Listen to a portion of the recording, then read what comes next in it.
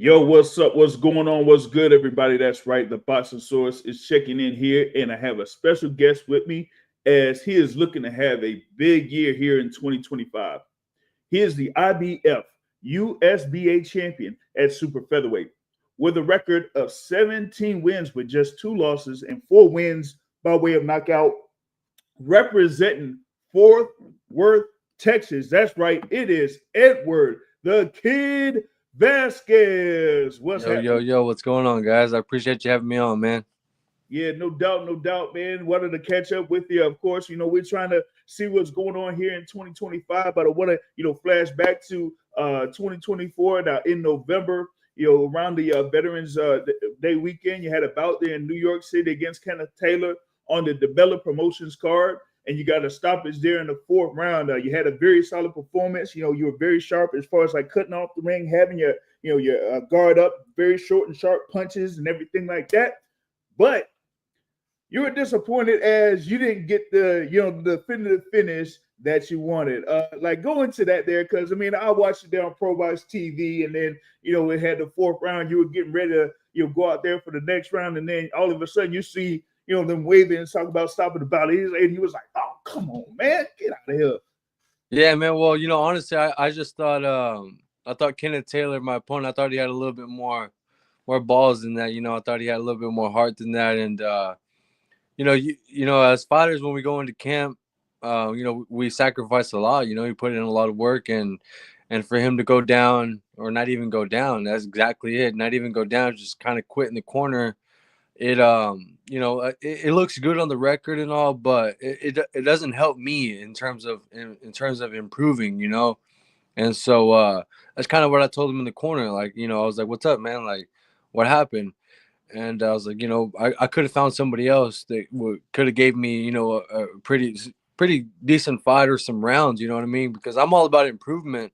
I'm not Mm-hmm. about like a padded record and none of that shit. I take tough fights, and I want the tough fights. And so when they told me Kenneth Taylor, I was like, yeah, we knew each other. We're kind of from the same, not the same area, but we're both from Texas. Yeah. We were both managed by the same managers in the beginning of our career. So we kind of knew each other. And so I thought, he's from Texas. He might, usually guys down here, we get pretty good sparring and Mm-hmm. pretty tough guys. And so, I thought he put up a good fight, and man, he just didn't come out for that, fifth round or whatever. And it was kind of just disappointing on my end, like I said, because I wanted to get him out of there. I wanted to break him down. I wanted to get some rounds. I guess, like my management and my promoter and, everyone else tells me, it's good sometimes, always, you don't always need to be in a war. And I understand, but, when you sacrifice a lot, you expect, you expect to go in there and actually work. Yeah, and get your optimal or the best result possible there. And Yeah, like it's you like, said, yeah, you want to finish it out, and whether it's a war or you want to basically sharpen yourself up to, like, say for example, you want to, if you got a knockdown and it got up, then you want to work on trying to finish off the opponent, and you didn't yeah, get that particular opportunity to do that. yeah, exactly. It's like, you go, however long it is that you're in camp, and you're sacrificing all this, you're working on things, and you got this itch that you need to scratch, and you just wait until the fight to come, and I didn't get to scratch that itch, so I kept telling everyone around me, I was like, you better not look at me funny, because I'm gonna pop off on you. I still got some Yeah, energy. still got that energy in you, yeah, man. Because Exactly. after the fight, you were talking about it, and you said like it looked like after about a couple of rounds, it seemed like he kind of checked out, basically as far as like an effort. You know what I Yeah. mean? But even with that, like you said, you were trying to get in there, shifting around, cutting off the ring, short punches, sharp, getting into through the guard and everything like that. So Yeah. you just look to try to finish off him there in that particular fight, and yeah, just not getting that opportunity, that's very disappointing, man. And then, Yeah. like you said, man, you just said, yeah, man, you might as well bury him, man. Just bury him. It's over and everything like that. Yeah. Um, oh, real quick, man, on the live chat there, everybody that's participating in the live chat, shout out to y'all. Eric Lopez here says, "Let's go, kid." Yep. Just do boxing in the building says, "Salute to Edward Vasquez." And Tone Brown said, salute to the future champ, Edward Vasquez in the A. We're going to be talking about that here in a minute. And shout out to Jay Pylon in the building. It says, A was the body shots that hurt Taylor the most. He seemed troubled by that during the fight. So eventually broke him down, and he's like, man, I don't want these body punches. Yeah, right. But he talked a big game, man. So he's like a teacher or something, and he had like the news station come out to his school, and they did a whole like sending out party and shit like that. And he was doing interviews talking about how he's in this situation or he's in this opportunity because he's of his hard work. And he just talked a big game, and so I expected a fight. And like I said, I kind of knew he was, and he does have a little bit of skill, and he does have some experience, even as an amateur, he had experience. So I expected a better fight, but yeah, some body shots will wear you down. I just didn't expect it that soon, but like my management, my promoter, and everyone around me tells me, I just gotta, cash it in and let's move on to the next one. Yeah, definitely got to do that as far as like moving on to the next one there. And it was a eventful 2024 there.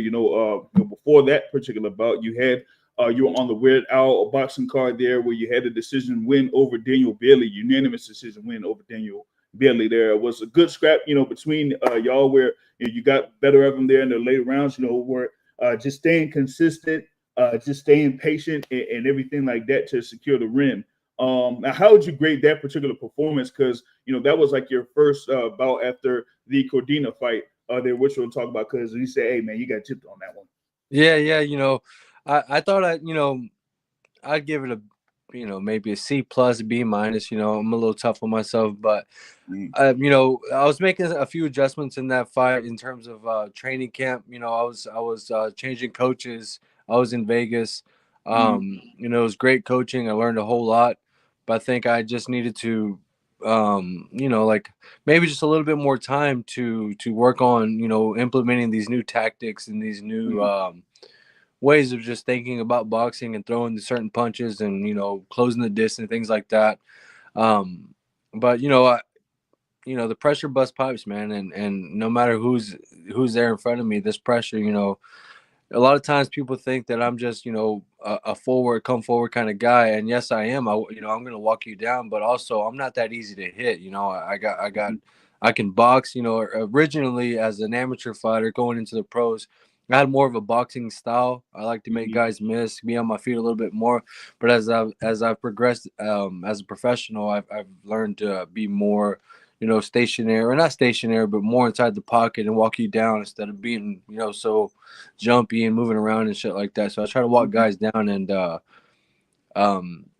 I think once I found that little rhythm in the fight with Daniel Bailey, ultimately I was able to just take control of the fight. I think if you go back and listen to the fight, I think in like the 6th round or 5th round, you can hear him in the corner saying he's tired, pretty much saying that, I'm not getting off of him, just no matter what he does, I'm right there. And, that's what I'm known for. I'm going to walk you down and you can throw your best shot. A lot of times you're going to miss, but if you land, I'm not going anywhere. I'm going to keep coming. Yeah, it's basically like, breaking the will down of your opponent there. And yeah, man. You talked about it there as far as like, having that come forward style, but basically being stationary. Because, as I mentioned there in your fight against Taylor, you had that, short punches, from point A to point B, just short, boom, boom. Yeah. You're getting the most out of those punches. So you're able to do that, while at the same time, if they're throwing something back, you still have your guard up so you can slip, counter, catch and shoot, all of that type of stuff. Exactly. So you can have those different mix of styles, like you said, from the amateurs, being more of a boxing style, but like having that come forward style, you can still, get in there, like you use your head movement there too. Use your head movement, boom, boom, and exactly. And just break down the opponent right there, man. Yeah, so I think that's what, a lot of times when I go into these fights, these guys, they're probably watching film or their coach is telling them, I'm your typical Mexican style come forward fighter. And, like I said, I'll walk your ass down, but I'm not that easy to hit. And like most Mexican, flat-footed fighters, they're just right there. I'm not that kind of guy. I don't take a whole lot of punishment. And like I said, and if you do catch me, you better believe I'm coming back with 2 or 3 more. Yeah. Shout out to Ant McQueen in the building there. He says, "Hey, that Daniel Bailey fight scared me early. Not gonna lie. Yeah, You man. get those first couple of rounds, man. It was a good scrap. Good scrap. But like I Yeah. said, it was having that come forward style and just keeping the pressure going. That had Edward Vasquez there get the decision win on that. You know what I Yeah, mean? man. It's it comes with the game. Sometimes, you if you start off too slow too early, sometimes these guys take advantage of it and they'll catch you with a good shot. But it's a lot of times that's all I need to, snap me right back into the game, and I'm Mhm. right back in it, and shit's on now. Yeah, yeah, for sure, for sure. Yeah. Now, going back to the fight there against Taylor, you won the IBF USBA belt there at super featherweight, and after the fight, you said, "Hey, you wouldn't mind going back down to 126 to get some fights there." But Oh yeah. however, for the super featherweight division, you said, "Hey, just give me a 4 week notice and give me a call, and I'm there." What is your preference there? 126 or 130? I feel real comfortable at 130. I like 130 right now. I'm still ranked in the top 10 at Mm-hmm. 126. So there's options, but like I told my management and my promoter, if they give me an 8 to 10 week camp, I can do 126. I just feel comfortable doing 130. Anything under the 8 week notice. That's just because I don't want to compromise any of my performance. Just trying to make weight or be drained in energy or whatever. So Mm-hmm. it's not to say that I can't make 126 on a shorter camp. I probably could, but Mm-hmm. I'd be more worried about making weight than instead of perfecting my game plan and just more worried about boxing. So um, to me, boxing is not a game, and so Yeah. I know how serious it can be, or how dangerous it can be, and so I prefer to perform well instead of just making weight. So um, yeah, 130. Like I said, I'm on a 4 week notice if it's the right guy, Mm-hmm. if it's the right opportunity, at least if they're coming correct on all the all the logistics, but anything under or anything, yeah, anything 8 to 10 weeks, definitely 126.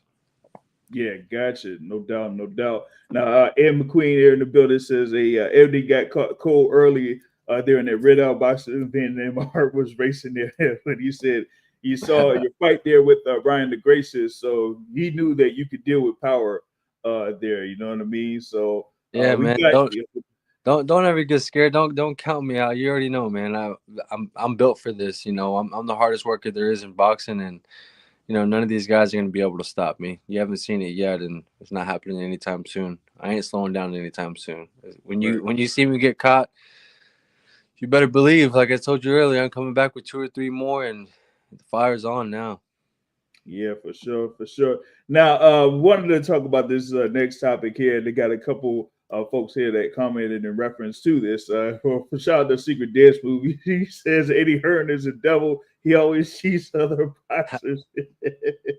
He says he's paid off one judge, which is why you get these bad scores. So I want to get into that fight there that you had in 2023 against Joe Cordina, and like I said, you got gypped in the decision there. Yeah, yeah. Now, is that a fight that you would like to have sometime this year?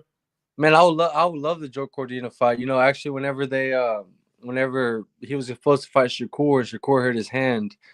Mm-hmm. Because Joe Cordina is going up to 135 now, Yeah, and yeah, so but I called my manager, I called my promoter, and I said, hey, look, if he needs an opponent, I'll go up to 135 and fight him. I don't care to put on 5 extra pounds to fight a guy like Joe Cordina. When I fought him at 130, I thought he didn't have any pop, mm-hmm. no pop at all. So I don't think 5 pounds make a difference. If I'm wrong, I'd like to see it, but I don't think 5 pounds would have made a difference. So yeah, man, I would love to have that fight all over again. And as far as Eddie Hearn and all that, I don't think it's Eddie Hearn. At least I hope not. I don't know. It's just a lot of politics in boxing, but it is what it is. You just gotta roll with the punches, play the game, and I'm just in this to fight. I love to fight, and as long as these opportunities keep coming, I'm gonna keep hopping on them, whether they give me the fair shake or not. I just love to fight. Right, gotcha. And just confirmation there. Secret Dance Move says, "Who is this guy signed with?" So give a shout out to your promoter there, your manager that you're currently working with. Yeah. I'm signed to my promoter is Lou DeBella Promotions, and my management is DKO Boxing. It's David Dubinsky and Jim Kurtz together, their partnership, and I've been with them for I don't know, I think 3, maybe 4 years now, and I've been with Lou DeBella for 2 years now. So, um, I think we're moving the way we need to, and we all kind of work together, and they don't give me any trouble. So, I appreciate what they've done for me, and we're not done yet. Oh yeah, for sure. Like David Dubinsky said, man, big things coming in 2025. Definitely Facts, yes, big sir. things coming in Facts. 2025. Right there. So that's the thing Yeah, that man. we're looking forward to. Now, I talked about the thing there with Joe Cordina. I mean, like you said, whether it's 130, 135, you'll want some action with him. I know he had this last fight against Anthony Casasi, and you talk about the thing there with lack of power. I mean, he got beat up. I'm sorry, he got beat up by Yeah, Casasi. man. And I said it in the post fight press conference. I said one of these guys is gonna light his ass up. Yeah. And like I said, if that opportunity were to present itself again, I'll hop on that quick. Yeah, no doubt, no doubt. Now, this is one question here, and on social media when I posted that I was having the conversation with you. Shout out to L Dub Boxing. He brought up a question about you making a post there on social media on the Instagram stories. There it was right before you shared the post that I had there about the interview, and it was a picture of you there alongside Raymond Ford. Now, of course, you had the bout with Raymond Ford. That was another close decision there. And, last year, y'all pretty much like had a fight in the same month. He had his fight over in Philadelphia there, Wells Fargo Center, while you had the fight in New York City. Now, it says there, at least in the IBF, currently they have you both ranked in the super featherweight division. I think he has some type of WBA title or whatever. Now, has there been any talk of setting up that rematch? We've been targeting it, man. We've really been hitting it hard. We have our sight set on him. That's for sure.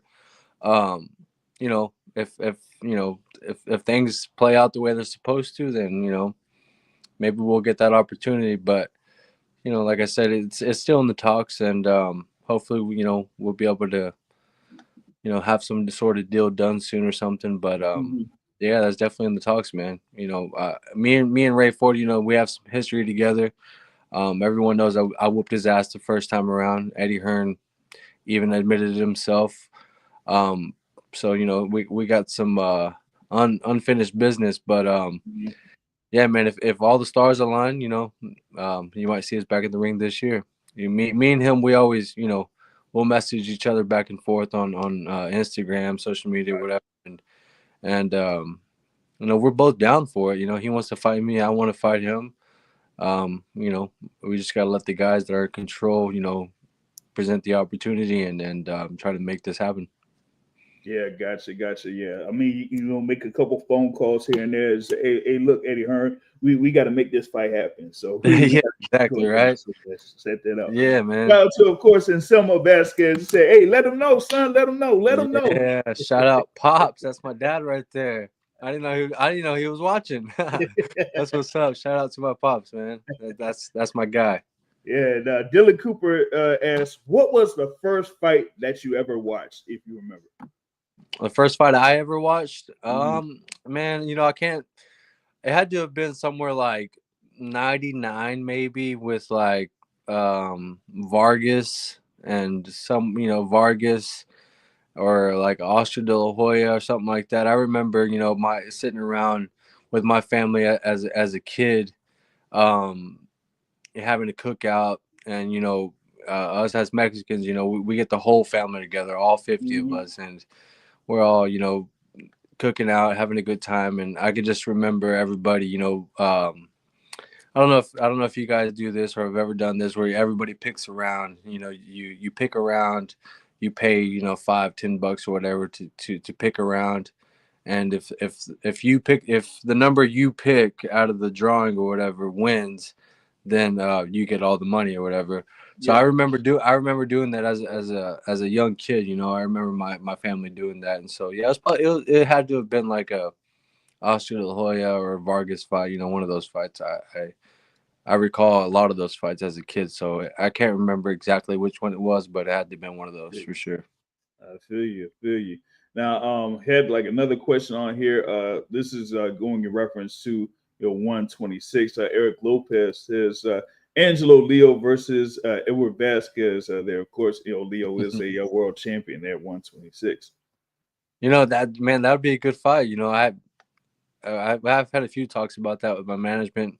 Um, you know, they haven't really said a whole lot about Angelo Leo. You know, I'm not gonna lie. So, shit, that'd be a great fight. I'd be down to entertain. You know, like I said, as long as they don't come at me with the 4 week camp like they Right. like to do. As long they like to do that a lot, man. You know, I don't know what's up with that. They try to catch you slipping, but you know, I would love that fight. You know, he had a good performance versus what's his name? Luis Venado. Alberto Lopez. Yeah, Luis Lopez, Venado Lopez. He had a good outing versus him in his last fight. And, you know, a major upset. I thought a lot of people didn't expect that, and yeah, man, you know he's making good noise right now. So yeah, that'd definitely be a good fight. But man, I have my eyes set on Ray Ford though. I gotta make that shit happen this year, and that's what I'm really aiming at. Gotcha. I mean, yeah, yeah. So we get, like I said, we got to make a few phone calls to go ahead and make that fight happen right there. Now, I mean, it's been a while that since you've had pro fight around your area. I think if I'm not mistaken, it's around like 2018. Would you like to have a fight this year in your hometown? Either directly in Fort Worth or maybe Dallas there if uh, the opportunity presents man, itself. honestly, only if it was right here at the Cowboy Stadium. Other than that, honestly, man, I don't like fighting at home. I'm more of a, you know, I know some people love fighting at home and things like that, but I'm more of a road warrior. I like being the underdog. Mm, I perform better as an underdog. I'm more comfortable as an underdog. I you know, I don't know if that's just how I was made or what, but I just find it being more comfortable on the road where people are counting me out and mm, you know, going into enemy territory, things like that. That's you know, I can get up for that, I guess. Like I can get up and train my ass off for that. mm, It's not that I get comfortable here at home, but I haven't had a whole lot of fights here at home, so I can't say that I get comfortable. But mm, I like being on the road. I like being on the road. It's something I've always envisioned as a kid, is you know, being on the road, taking these, you know, these big tough fights, and so that's kind of where I've made a name for myself, and mm. you know, I'm all about that. Yeah, it's almost like back in the days, Glenn Koff Johnson there, within the light heavyweight division there, that was like a road warrior. But Yeah, like at home, sometimes it's completely different because it's you got to handle everything as far as like tickets and dealing with the family and all that type of stuff. So and that's exactly. added on to you being in camp. So here, Yeah, going on the road, you don't have to worry about much of all that. All you got to worry about is a few people that's able to, if they're able to get over to the venue, then that's who you can take care of there. yeah, And exactly. you know what I mean? Yeah, so I prefer being on the road, man. I like it. Like I said, Mhm. that's where I made a name for myself, is on the road, and you know, I like that. I like to take those underdog fights for sure. Gotcha. Now we got something there from Secret Dance Move here in reference to the 130-pound division of 130-pound champion. He says here Edward Kid Vasquez will beat Lamont Roach at 130 pounds easy, and he follows up with what's your thoughts about the March 1st bout between Avante Tank Davis and Lamont Roach Jr.? Shout out Secret Dance Movies. Damn right. Tell him again, my man. Tell him again. I will walk through that mother. I'm just kidding. I'll walk through them. But I think Lamont Roach versus Tank. You know, apparently they have history. Lamont Roach is talking a big game, so maybe he knows something that we don't know. I don't know. You know, it's boxing; anything can happen. But I think you know, I think Tank is a generational talent, and you know, he's got that pop where, you know, if he you know, finds that good shot, you know, which and Tank's not like a kind of guy where he just, you know, just throwing bullshit shots, and you know, if he catches you with one, he's gonna get you out. He's calculated, he's smart, he has a lot of experience. He's been fighting since he was a kid, so he knows what he's looking for. He knows how to set it up. And so, I think it'll kind of be one of those situations where he knows what to look for. Obviously they have history, so maybe he knows a weak point or something, and maybe they're drilling it and drilling it and drilling it, and he's gonna find the right opportunity, and I think Tank gets the win here for sure. Gotcha. I mean, both fighters are working very hard and they're familiar Yeah, with each man. other from the amateurs. Of course, with Tank Davis being from Baltimore and Lamont Rose Jr. Being from Washington D.C. So they've definitely been in the mix there for a lot of years. So I'm looking forward to seeing what happens there on Yeah, March man. 1st at the Barclays Center. Yeah. Now, who would you say is a fighter that you looked up to, and who is a current fighter that you are a fan of? Not really a fan of anybody, honestly, right now. I mean, I guess if there was one that I'm like, damn, he's looking really good right now. Um, I guess I give you two. It would be Bam Rodriguez, little Bam Rodriguez from San Antonio, Texas. Dude's nice, man. He's nice, and he's clearing out the divisions. In those lower weight classes, he's a damn good fighter. Um, and Inoue is the same thing. In the lower weight classes, clearing out the divisions. In remarkable fashion. He's sitting these guys down. Very very calculated. Kind of like I was saying about Tank. These guys aren't just throwing crazy ass shots. That Mm-hmm. you can tell they're well schooled. They're patient. They're breaking their guys down. They're making reads in the middle of the fight, making adjustments.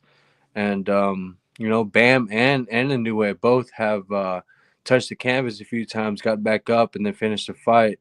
So that tells you that these guys aren't just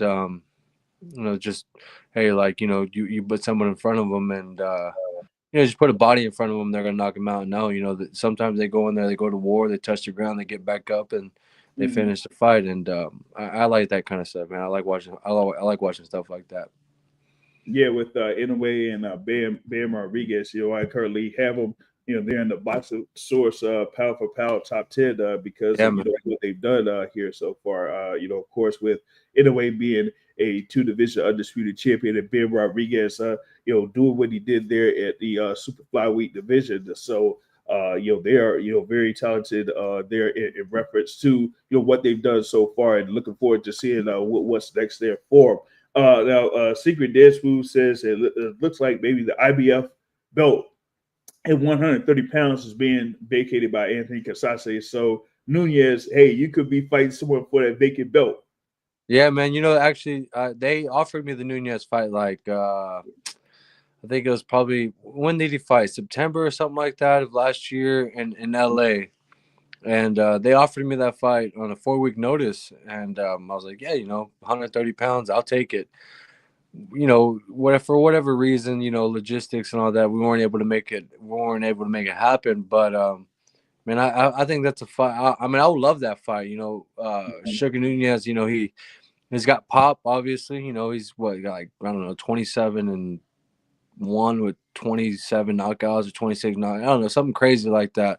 Mm-hmm. But obviously he's got popped, but I don't think he's ever fought an American fighter, and shit's different here in America, man. We're a little bit more slick. We've seen a lot of different styles. We can move our head a little bit more. We can move our feet a little bit better. We're just better boxers. I feel like. And Sugar Nunez, like I said, he's got power. He's your typical Mexican style fighter, which is much respect to that. But it's just different here in America, man. And I could see how a little bit of boxing and a little bit of beating him at his own game can frustrate him. And I would love that fight, man. Like I said, I entertained it on a 4-week notice, and for whatever reason, we weren't able to make it happen. But if it ever presents itself again, man, I would love to, And I feel like that's why an opportunity with Ray Ford. We're both in the top 10. Us going against each other, could probably move us up into the top 5, and Mm-hmm. possibly line up a fight versus Sugar Nunez. I didn't know till Anthony Kakachi released his title a few days ago. I didn't know that was going to happen. But I even wanted that fight too versus Anthony Kakachi. He's kind of got like he likes to bang. So those kind of fights I like because they're fan friendly fights, and like I said, Yeah.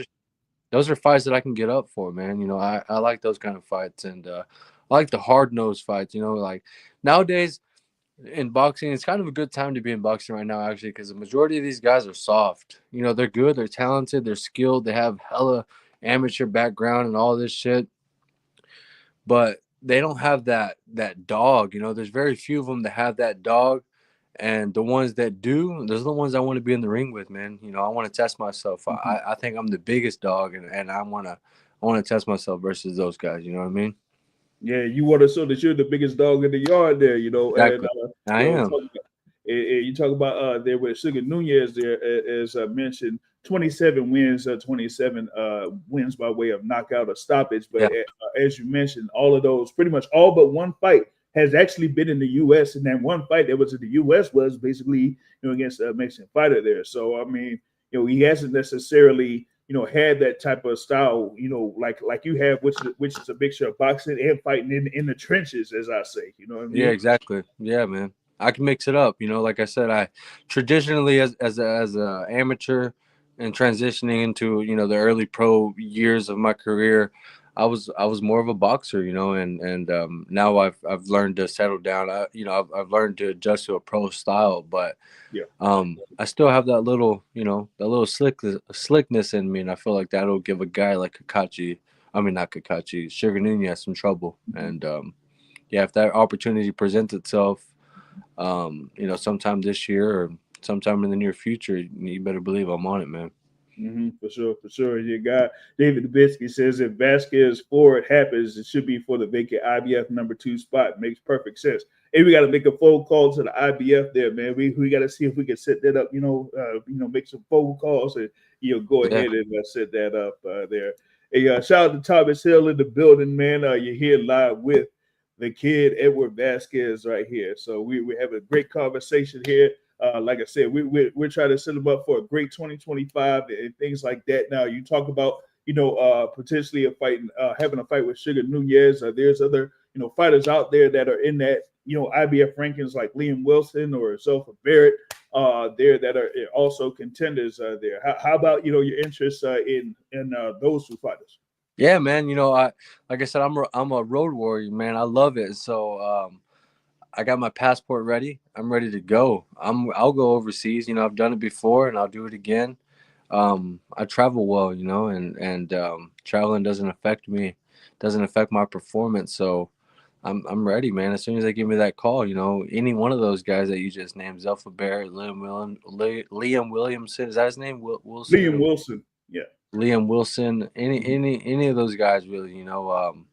Who's the number 3 guy, Rikishi or something like that? I don't even know his name. Yeah. Masanori Rikishi. Yep. Yeah. Any of those guys. Let's go. That's why we're in the top 10. That's what it's for. For us to battle it out, and like I said earlier, show who's the top dog. And I know I'm the top dog. So as soon as it all comes into fruition, and or as soon as the opportunity presents itself, and Mm-hmm. hopefully my management team or promoter can bring it to fruition, I'm there. Gotcha. Like you said, you'd have those fights over there in England. And hey, man, I just renewed my passport too. So if they announce that fight, hey, man, I probably Let's go. make that thing. Make that flight over there to England, man. We got to do that. Yeah, man. Thomas says, hey, yeah, got to make them calls. That's Ed McQueen's favorite fighter right there. Oh, respect. Yeah, Respect. yeah. And he won that fight against Cordina, cleared the final 3 rounds. On Thomas Hill's card right there. So Yeah. definitely had that. All right. Just let's see here, real quick. Just had like a few quick hitters, quick questions here that I usually ask my guests here. All right. First off, your favorite go-to food after a fight or after you make weight? Man, as of lately, I've had to hire nutritionists and dietitians, so they tell me what to eat and all that after my weigh-ins. But after my fight, come on, man, I want to go get some tacos. You already know. Yeah. Tacos, man. It got to be those steak tacos or whatever it is. Yeah, Any hell type yeah. of taco, you got to get it. All right. Yeah. The sport you would play if it wasn't boxing? Oh man, you know, I played a lot of football growing up. I stopped playing football like sophomore year or something because I was like, I'm not gonna. I mean, I'm 5'6", bro. Like, I'm not going to the NFL for this shit. So I stopped. But if I had the size, I would definitely play football, man. I like the contact sport. It's fun, you know, and I like that kind of stuff. Gotcha, gotcha. Now, if you play video games, what is the one that you play the most? I don't play a whole lot of video games, man. But if you know, if shit, I don't know, Madden or something like that. You know, I don't know. I really don't play a whole lot of video games. Gotcha, gotcha for sure. Um, Favorite city you visited? Man, actually, where I fought Cordina, Monte Carlo, Monaco. Man, that shit was beautiful, man. I think it's like the richest city or richest country or whatever Monaco is, whatever you want to call it. I Mhm. don't know if it's a country or state or what, because it was small, really small. But man, it was beautiful. I think it's the richest country or whatever in the entire world. And man, it was crazy. It was crazy beautiful, man. And you know, that's why I was saying earlier, I can't really talk a whole lot about Eddie Hearn, man. He set me up real nice out there. You know, although, you know, we didn't get the decision, but man, he put us up in a presidential suite right along the ocean. Oh Mhm. man, it was beautiful out there, bro. So that's definitely a spot. I honestly, I had never even heard of the place until they offered me the fight, and then my girl was like, "What, Monaco? Like, what? Like, have you not heard of that place before? Like, it's beautiful and all this shit." And we get there, man, and it is pristine, man. It's so clean. There's not one homeless person. There's not one bit of trash on the roads. It is Mm. just, it is, bro. It's like I met some kids out there that at one of the gyms that I was cutting weight at, and I was like, man, these kids better never ever leave Monaco. They're gonna be in for a rude awakening, man, because it's crazy how beautiful it is out there, man. Yeah, It's so yeah. beautiful and a lot of money, a lot of good food, a lot of good scenery, nice people, and so that's definitely one of my favorite places I've ever been to, man, for sure. Gotcha. No doubt there, man. And if possible, could you name your top five pound for pound fighters? Um, you know, shit. You know, like I said earlier, I mean, I'm just gonna name five, but I don't know in no particular order, pretty Yeah, much. yeah, that's no problem. Yeah, so I think, like I said earlier, Bam and Inoue, Usyk. Usyk is, you know, doing, you know, pretty big things right now up in, you know, heavyweight and light heavyweight or cruiserweight, whatever that is. Yeah, yeah. And shit, Canelo. I think Canelo, you know, is up there. He's, you know, we'll see what he does versus Crawford. How many is that? What is that? Four already? Yeah, that's four.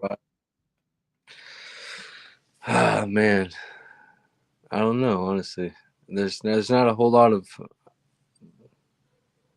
You could Uh, add Crawford too. I mean that's the old heart of my list. So you get add Crawford. yeah, I guess you could add. I mean, yeah, you could add Crawford. I don't know. I kind of don't like Crawford because what he did to my boy Earl. Yeah, I feel you. I Yeah. feel you, man. Hey, listen, man. Hey, man. I lost money too, man. I was like, oh, dang it, man. Yeah. Oh man. So Yeah, yeah, hey, I feel you on that. I Earl's feel my you on guy, and that. you know, I was kind of heartbroken by that, but you know, Yeah, yeah, he outclassed him, and so yeah, you know, you could put him up there, but you know, maybe a guy like Virgil Ortiz. Virgil Ortiz is a bad dude too, and I feel like yeah. Crawford have his work cut out with Virgil. So, Yeah, oh no, no, you know who else? You know who else? Uh, I think number five is Beterbiev. but it be Yeah, yeah. he's Yeah, he's a bad dude, man. He's a bad yeah, dude. And he's yeah, a dog, man. He's got that shit that you can't teach that I'm talking about, and I think that's number five. But there's no yeah, particular order, you know. I think they yeah, can go for whatever sure, for order. sure. You know, like he has that style, like you have this just coming forward and just Oh walking through man, punches and just just every punch is just boom, boom, like yeah. everything is just like that. So you know what I mean? He trains hard, Yeah. man, and you know, and he, you know, he trains hard, and you know, he takes the tough fights, and I like guys like that. You know, I like those kind of guys. Yeah, for sure, for sure. And shout out Adam Hurley in the building. He says Benavidez should start to be mentioned. Yeah, hey, pretty soon I'm gonna have like the new pound for pound rankings, and Benavidez is gonna climb up the rankings there pretty considerably after his win over David Morrell Jr. This Yeah, he past. looked good. He looked good. I'm not gonna lie, he looked real good. Benavidez is definitely up there in the top 10 for sure. Yep, yep. Now I got a couple questions here on the chat here, and he said, Dylan Cooper says, getting into the mind of a fighter, what are your thoughts? What thoughts are going through your head during each round in the fight? I like to, a lot of times it's situational for sure. Like, you never know what's happening in the fight, how comfortable you are, um, how far ahead you are, or whatever. So it's situational. But a lot of times I try to break down the rounds for me into like drills, and so the whole time I'm thinking about situational drills that we've done during camp, and I feel like Mhm. that's what camp is really for. To think about certain situations and run them enough times over and over again to where you get in these situations during the fight and your brain automatically starts to see it the way you and your coach or you and your team went over it during camp. And so Exactly. that's kind of what I like to break down the fight into, like 10 seconds at a time, 20 seconds at a time, to where we're running drills, whether it be 5 minutes or 5 seconds of getting into position or getting out of position, and then Mhm. 5 seconds of striking or a couple seconds of striking, then getting out of there or something. I like to break it down like that in my head. Mhm. To me, it makes the fight easier for me when I fight in drills instead of just going out there and fucking just freestyling and just going off the whim. You know what I mean? That's a lot. A lot of times it becomes a lot for a fighter to think about all 3 minutes and then having Mhm. to make adjustments, listen to your coach, you hear the crowd, you hear the other coach calling stuff out. So for me, I like to stick to just like drills. And like I said, it's situational. Sometimes, you get rocked or you land a good shot and you want to get on him. You're thinking about, do I hop on him now, or is it too early in the fight? May he get back in the fight and I'm shooting my wad right now, or um you hear your coach call out something and you see it different, or you see what he's talking about. So now we're making adjustments in our head, making recalculations and Right. kind of just things like that. But the whole time, the whole time you just want to be in control, and I feel like that's the biggest part of boxing is how do you control, and control doesn't necessarily mean landing punches, but controlling the situation, controlling the flow of the fight for sure. Yep. Yep. And like you said, there, being in camp to prepare for different situations so that it becomes subconscious when you actually have that happen in the ring. So it's not like really have to, get to a whole different gear, or it may take a while for you to get to that gear. You already know that, hey, if I see this, this is what I do, and I'm able to do it. Like Exactly. It becomes muscle memory over yeah. time. That's what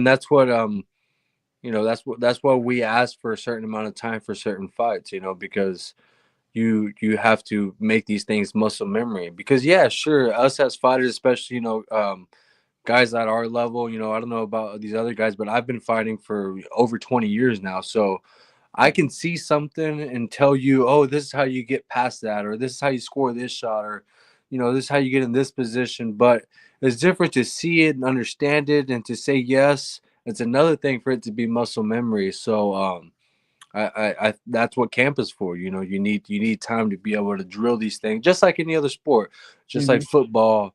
They run the same play over and over and over and over again. And basketball, same thing. Baseball, same thing. Well, boxing now, the only difference with boxing is our life is on the line. So it's a little bit more serious. And, that's what camp is for.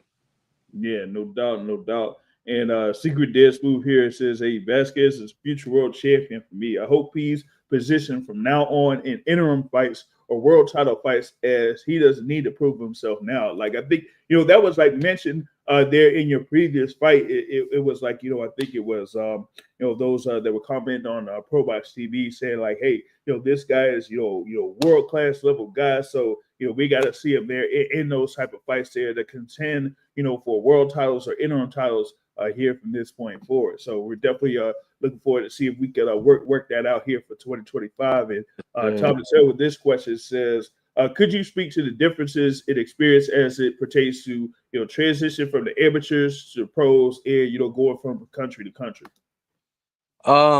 Yeah, definitely, amateurs. It's good. Well, now looking back in retrospect, I because everybody as an amateur wants to be a winner, and so you don't want to be a loser. But now looking back, it's just all about gaining experience. So as an amateur, a lot of times you put a lot of weight on winning and shit, but really, you're not getting paid or anything. So it's Mm-hmm. really just get the experience. If you do plan on going pro, just get the experience.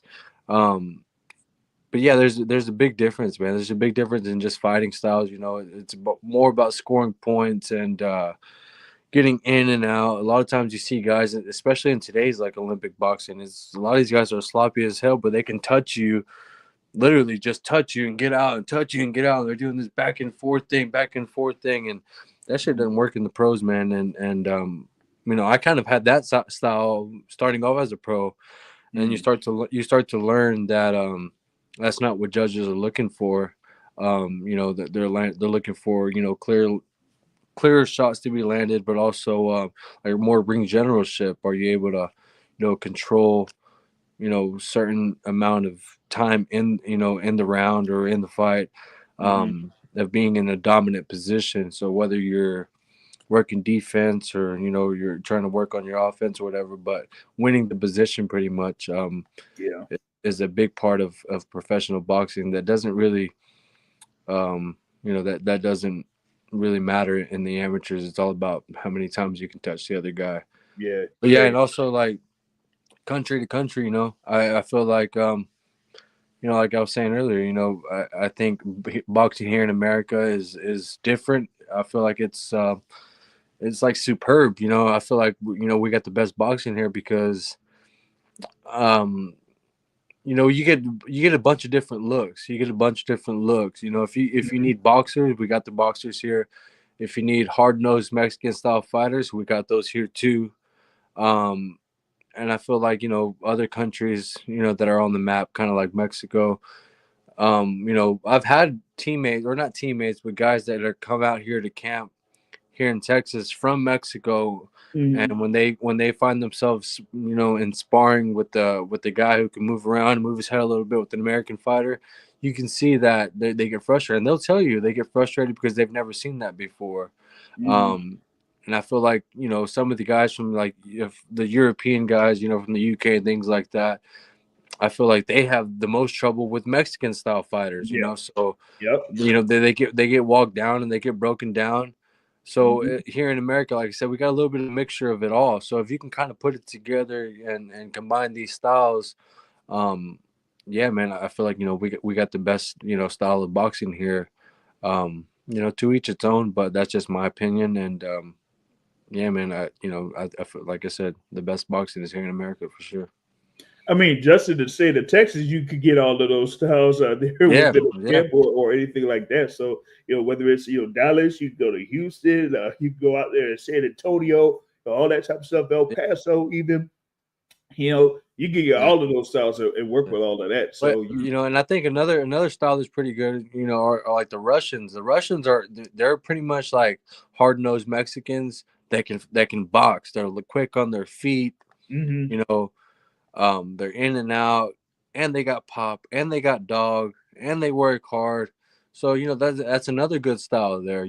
That's another good style that from around the world that um is pretty cool to watch for sure. yeah, without question, without question. So I mean, they definitely have those various styles there over in Russia, as you mentioned there with Artur Beterbiev. They're of course undisputed champion at light heavyweight, and also Dmitry Bivol, who is a former world champion himself there at light heavyweight. So that's something Yeah. out there. You know what I mean? Now, what does he got? Well, one question here. He says, when you talked about being in camp and adjusting to different styles or different situations, right? He says, Thomas Hill says, is there any way to prepare yourself through training to respond better to dealing with being knocked down or stunned, or you maximize your ability to recoup?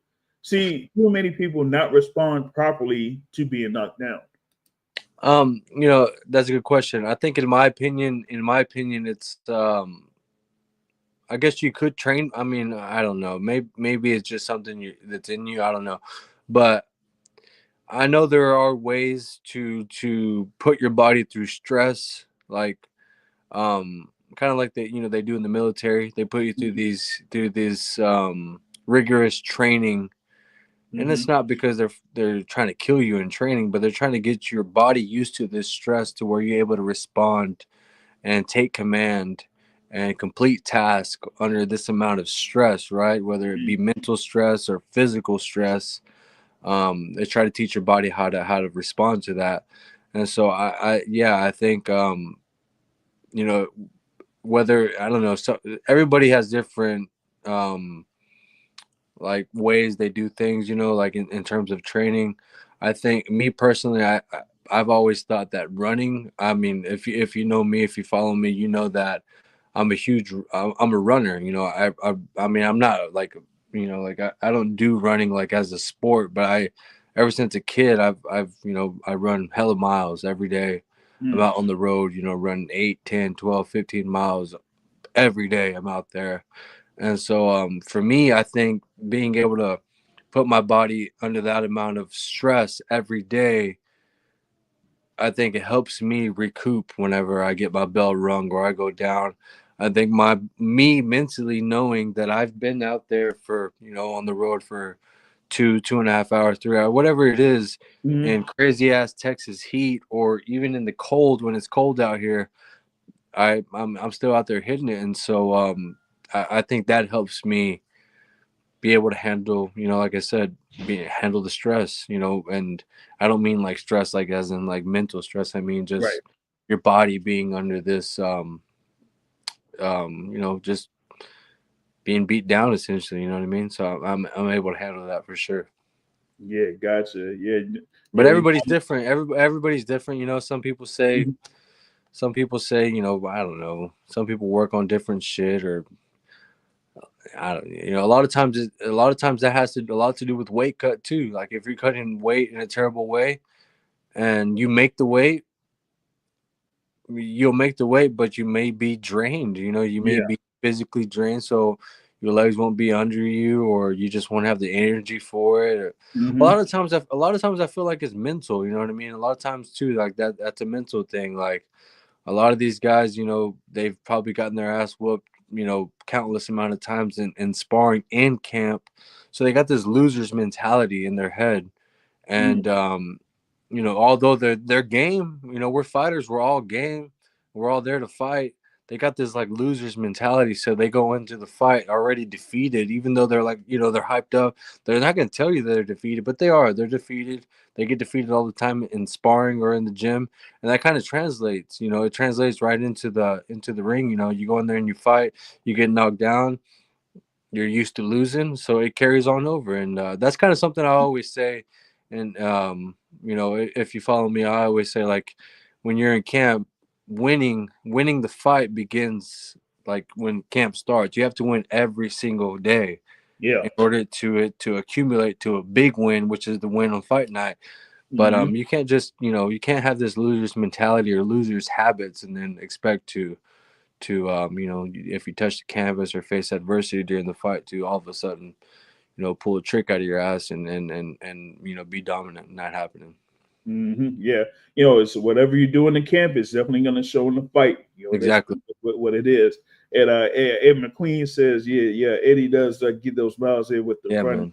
He said, yeah, on IG running and punching camera. You already know. Yeah. And you talk about the thing there as far as like, dealing with certain situations as far as like, what Thomas Hill was asking about. It says like a good example of that is Floyd Mayweather getting reacting to getting rocked by Shane Mosley.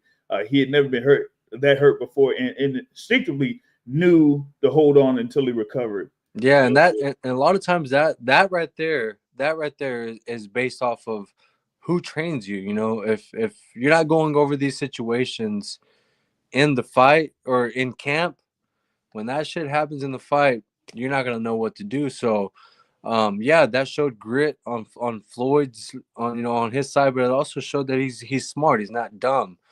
A lot of times these guys get rocked. Some guys get rocked, and their coach would tell them some stupid shit. Like fight back or get your hands up. It's like, well, no shit. You know what I mean? So, there takes some sort of brain sometimes, and yeah, that gives credit to Floyd and his coach. I don't know who was training him at the time, maybe his dad or his uncle. And they know their boxing, and that comes from IQ. Being able to hold on. A lot of times, like being a fighter, your ego will kick in, and Yeah. you get rocked or you get dropped, and you have to get back up, and now your ego's kicked in, and you want to fight back, and then you end up getting stopped because you get clipped in between that. So you definitely can't have an ego go. I mean, you do want to have an ego because you want to know that you're that guy, but at the same time you gotta respect your opponent, and that takes a little bit of brains for sure. Yeah, no doubt. That thing there with Floyd Mayweather, he's like, hey, you know what? I gotta admit, Shea Mosley, he got me. He got me. He got me. But you know what I did? I recovered. And y'all saw what I did. I cooked that dude. So yeah, he was Exactly. able to, respond Exactly. the other Yeah, day. so I'm saying he's got a little bit of he respected him. He showed respect, but then his ego came Mhm. back out. Exactly. You Yep. got Yeah. you can't Yeah. be too. Once he got comfortable, as far as like with his range and everything like that against Shane Mosley, he just started to work on him there. So for that, so that was something there. But it's big thanks here for taking the time here to talk. Here with the Boxing Source. Of course, here this is the kid Edward Vasquez, and we definitely want to see what's next for you here in 2025, and tell the people where they could follow you on social media. Yeah, follow me on Eddie Vasquez TX on Instagram. So Eddie Vasquez TX. You can find me on Facebook. You type in Edward Vasquez, or you can find me on Twitter also at Team Kid Vasquez on Twitter. Yeah, man, I appreciate you guys having me on. The Boxing Source. Shout out to you guys. I appreciate all the fans for all the love and support and following. You guys stay tuned. I got a very, very big announcement coming like any day now that you guys are going to love. Based off of how this conversation went, I can tell you right now, you guys are going to love this one. And it's probably going to blow y'all's mind.